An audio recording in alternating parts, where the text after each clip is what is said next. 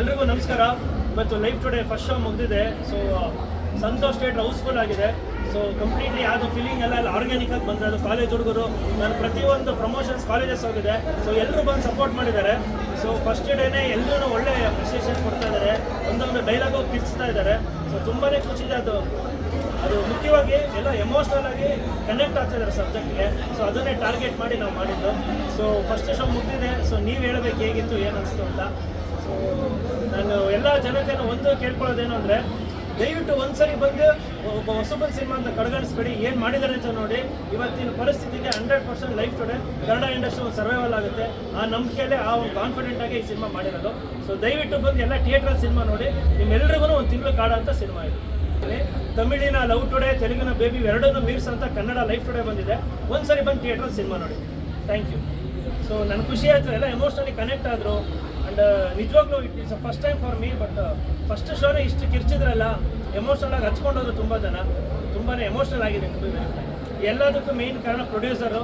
ಅವರು ವಿಷನ್ನು ನನ್ನ ಏನೇ ಹುಚ್ಚು ಕನ್ಸಿಟ್ಕೋಬೋದು, ಅವರು ಏನೇ ಹಾಕ್ಬಿಟ್ಟು ಹತ್ತು ಅಂತ ಬಿಟ್ಟಿದ್ದಾರೆ. ಸೊ ಹತ್ತಿದ್ದೀವಿ. ಸೊ ನೆಕ್ಸ್ಟ್ ಜನದ ಹತ್ರ ಹೋಗಿದೆ. ಜನ ಇವತ್ತು ಡಿಸೈಡ್ ಮಾಡಿ ಮಾಡಿಸ್ಬೋದು. ಕೆಲವೊಬ್ಬರು ಹೆಣ್ಣು ನಮ್ಮ ಸಿನಿಮಾ ಕಾಪಾಡೋದಿಲ್ಲ. ಸೊ ಪ್ಲೀಸ್ ನಿಮಗೂ ಅನ್ಸಿರುತ್ತೆ. ಈಗ ಮ್ಯಾಮ್ ಒಂದು ಒಳ್ಳೆ ಪ್ರಶ್ನೆ ಕೇಳಿದ್ರು, ಪ್ರೀತಿಸೋರು ಎಲ್ಲರೂ ನೋಡಬೇಕಾದಂಥ ಸಿನಿಮಾ ಅಂತ. ಬರೀ ಹುಡುಗನೇ ಪ್ರೀತಿಸೋದಲ್ಲ, ನಮ್ಮ ಸಿನಿಮಾ ನೋಡಿದ್ದೀರಾ, ತಂದೆಯನ್ನು ಪ್ರೀತಿಸಿದಾರೆ ಮಗಳಿರೋಕ್ಕೆ ಸಾಧ್ಯ ಇಲ್ಲ ಅಂತ ಮಗಳು ನೋಡಬೇಕು, ಮಗಳನ್ನ ಪ್ರೀತಿಸಿದಾರೆ ತಂದೆ ಇರೋಕ್ಕೆ ಸಾಧ್ಯ ಇಲ್ಲ ಅಂತ ತಂದೆನೂ ನೋಡುವಂಥ ಸಿನಿಮಾ. ಹುಡುಗನ ಪ್ರೀತಿಸ್ತಾ ಇದ್ರು ಗಂಡನ ಪ್ರೀತಿಸ್ತಾರೆ ಅಂತ ಹೆಂಡತಿ ಇಲ್ಲ ಅಂತ ಹೆಂಡತಿ ನೋಡ್ಬೇಕಾದ ಸಿನಿಮಾ. ಆಮೇಲೆ ಹೆಂಡತಿ ಕೊಡ್ಬೇಕಾದ ರೆಸ್ಪೆಕ್ಟ್ ಏನು ಅಂತ ತಿಳ್ಕೊಬೇಕಾದ ಗಂಡ ನೋಡ್ಬೇಕಾದಂಥ ಸಿನಿಮಾ. ಪ್ರೀತಿಲಿ ಎಲ್ಲವನ್ನೂ ಕಳ್ಕೊಬಂದು ಆ ಹುಡುಗಿ ನಿಂತಾಗ ನನ್ನ ಹುಡುಗ ಅವಳ ಜೊತೆಲಿ ಹೆಂಗೆ ನಿಂತ್ಕೋಬೇಕು ಅಂತವ್ರು ನೋಡ್ಬೇಕಾದಂಥ ಸಿನಿಮಾ. ಸೊ ದಯವಿಟ್ಟು ಪ್ರೀತಿಸ್ತಾರೆ ಬದುಕಕ್ಕೆ ಸಾಧ್ಯನೇ ಇಲ್ಲ. ಪ್ರೀತಿಸೋರು ಎಲ್ಲರೂ ನೋಡುವಂಥ ಸಿನಿಮಾ. ನೀವು ನೋಡಿದ್ದೀರಾ, ನಿಮ್ಮ ಕೈಯಲ್ಲಿದೆ, ನೀವುಗಳೇ ಹೇಳಬೇಕು, ನೀವುಗಳೇ ಹೇಳ್ಬೇಕೆಲ್ಲರೂ. ಕಷ್ಟ ಸಿಲ್ವರ್ ಸ್ಕ್ರೀನ್ ಮುಂದೆ ಎಲ್ಲ ಕಾಣಿಸ್ತಾ ಇದೆ.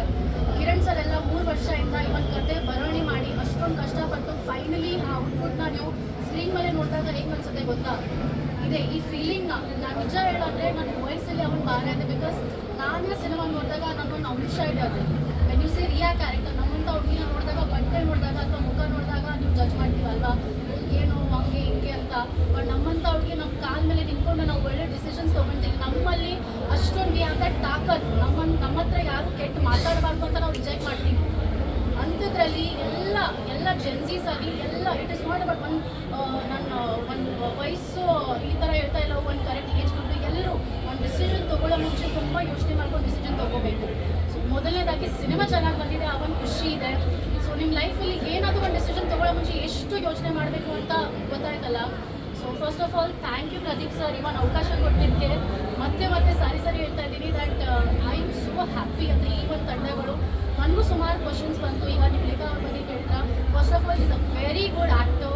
ಅದು ನೀವು ನೋಡೇ ಬಿಟ್ಟಲ್ಲ. ಓಕೆ ಏನೋ ಒಂದು ಸ್ವಲ್ಪ ಕೇಳ್ಬೋದು ಆಗಿದೆ, ಪರವಾಗಿಲ್ಲ. But apart from all that performance ತುಂಬ ಚೆನ್ನಾಗಿದೆ. ಕಿರಣ್ ಅವ್ರ ಬಗ್ಗೆ ಏನು ಹೇಳಬೇಕು, ನೋಡಿರ್ತೀರ ನೀವು. ನಾನು ಆ್ಯಕ್ಚುಲಿ ಏನಪ್ಪ mass hero, content, emotions, fight ಆಗಲಿ ಎಲ್ಲದರಲ್ಲೂ ಈಸ್ A1. ಆಮೇಲೆ ಮೊದಲು ಸಿನಿಮಾ ಅಂತ ಅನಿಸ್ತಾನೆ ಇಲ್ಲ. ಇನ್ನೊಂದು ರತನ ಬಗ್ಗೆ ಹೇಳೋದಾಗಲಿ is again very good performance. ಆಮೇಲೆ ಸುದ್ದಿ ಸರ್ ನೋಡಿದ ತಕ್ಷಣ ಕೋಪ ಬಂತಲ್ಲ, ಅಂದರೆ ಅವ್ರೆಲ್ಲ ಕಂಪ್ಲೀಟ್ ಮಾಡಿದ್ದೀರ.